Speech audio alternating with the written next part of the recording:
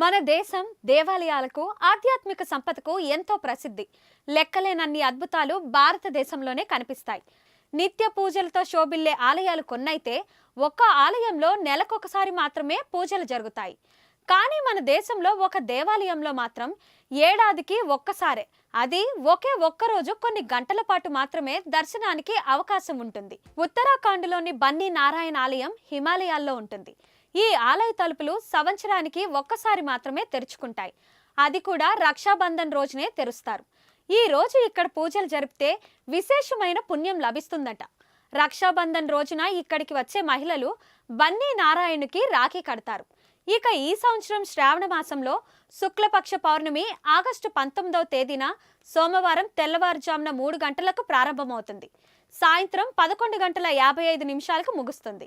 ఈ సమయంలోనే ఈ ఆలయంలో దర్శనానికి అవకాశం ఉంటుంది.